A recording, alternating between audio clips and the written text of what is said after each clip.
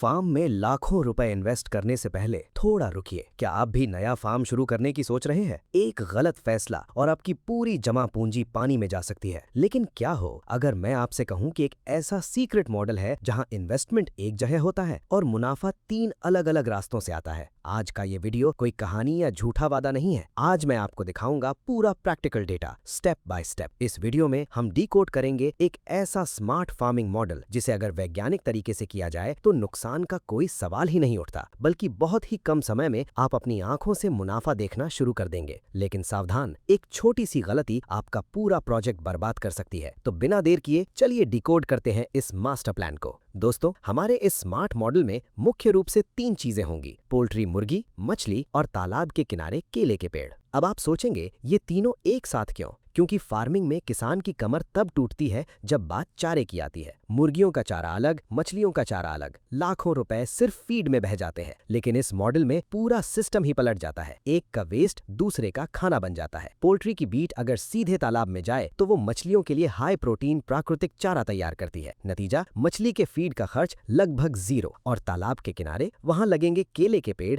जिन्हें अलग से पानी या खाद देने की जरूरत ही नहीं पड़ेगी। मतलब बिल्कुल कम खर्च में आपकी तीसरी इनकम शुरू। चलिए हवा में बातें ना करके सीधे पहले कदम पर चलते हैं। शुरुआत में ही कौन सी वो खतरनाक गलती है जो आपको बिल्कुल नहीं करनी है? स्टेप 1, तालाब की सही तैयारी। हिसाब को सिंपल रखने के लिए हम एक स्टैंडर्ड नाप यानी 1 बीघा लगभग 33 शतक जमीन मानकर पूरा प्रोजेक्ट समझाएंगे। सबसे बड़ा सीक्रेट ये है कि पूरी जमीन पर तालाब नहीं खोदा जाएगा। वैज्ञानिक नियम कहता है कि 33 शतक में से 20-22 शतक जगह पर मेन तालाब होगा और बाकी 10-12 शतक जगह किनारों के लिए छोड़ी जाएगी। यही नए लोग सबसे बड़ी गलती करते हैं, किनारे को बहुत पतला कर देते हैं। याद रखिए, ये चौड़ा किनारा ही हमारी तीसरी इनकम की असली तिजोरी है। तालाब खोदते समय इन 3 वैज्ञानिक बातों को कभी इग्नोर मत करना। पहला, गहराई का जाल। तालाब को 5 से 6 फीट से ज्यादा गहरा बिल्कुल मत करें। ज्यादा गहराई का मतलब है सूरज की रोशनी नीचे नहीं पहुंचेगी और मछलियों का प्राकृतिक चारा कभी नहीं बनेगा। दूसरा, ढलान का विज्ञान। किनारे को कभी दीवार की तरह सीधा ना काटे,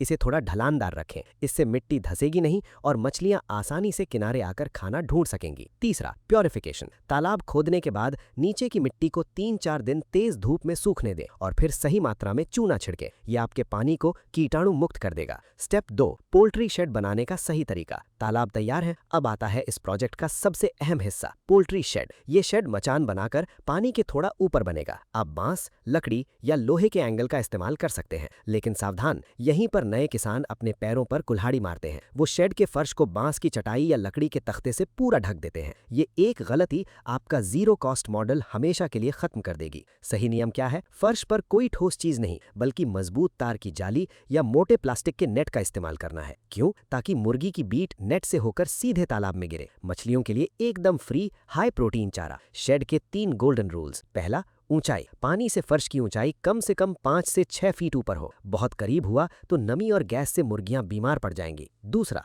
हवा रोशनी। चारों तरफ खुली जाली लगाएं, वेंटिलेशन सबसे जरूरी है। तीसरा, पोजीशन। इसे कैसे बनाएं? पहला तरीका, 75% पानी के ऊपर, 25% किनारे पर, ताकि आपको अंदर जाने में आसानी हो। दूसरा तरीका, 100% पानी के ऊपर और एक बांस के पुल से रास्ता। एक बूंद बीट भी जमीन पर बर्बाद नहीं होगी। स्टेप 3, केले के बागान की तैयारी। अब बात करते हैं उस चौड़े किनारे की। वहां केले के पेड़ ही क्यों? क्योंकि केले को बहुत ज्यादा पानी चाहिए और ये तालाब की नमी से प्राकृतिक रूप से अपना पानी सोख लेते हैं। अलग से सिंचाई का झंझट खत्म। लगाने का सख्त नियम, केले को पानी के बिल्कुल किनारे पर ना लगाएं। 2 से 3 फीट की दूरी छोड़ें और 2 पेड़ों के बीच 5 से 6 फीट का गैप रखें। मछली और मुर्गियां बिकने में तो कुछ महीने लगेंगे, लेकिन उससे पहले ही ये केले का बागान आपको एक्स्ट्रा कैश देना शुरू कर देगा। स्टेप 4, सही बैलेंस। लालच बुरी बला है। सेटअप रेडी है, लेकिन अब जो मैं बताने जा रहा हूं उसे डायरी में नोट कर लीजिए। नए किसानों को लगता है जितनी ज्यादा मुर्गियां उतना ज्यादा मुनाफा। ये सोच आपके पूरे फार्म को शमशान बना सकती है। जरूरत से ज्यादा मुर्गियों की बीट पानी में अमोनिया गैस बढ़ा देगी और आपकी सारी मछलियां मर जाएंगी। बैलेंस ही सफलता की चाबी है। 20 से 22 शतक के तालाब के लिए शेड में सिर्फ 200 से 250 पोल्ट्री मुर्गियां ही रखें। ये मात्रा मछलियों के लिए 100% प्राकृतिक चारा बनाने के लिए काफी है। मछलियों की वैरायटी। पोल्ट्री की बीट सभी मछलियां नहीं खाती, इसलिए हमें तालाब के तीनों स्तरों को कवर करना होगा। पहला, ऊपरी स्तर, कतला और सिल्वर कार्प। ये सीधे ऊपर तैरता चारा खाती हैं।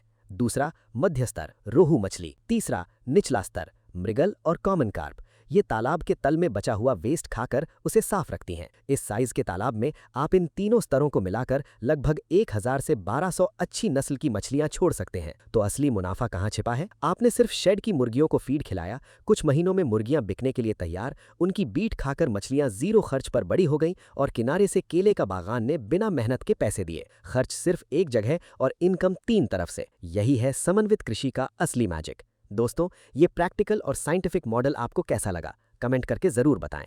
अगर आप ऐसे ही डीप रिसर्च और रियल डेटा वाले फार्मिंग मॉडल्स आगे भी देखना चाहते हैं तो चैनल को सब्सक्राइब ज़रूर करें। मिलते हैं अगले वीडियो में एक नए मास्टर प्लान के साथ।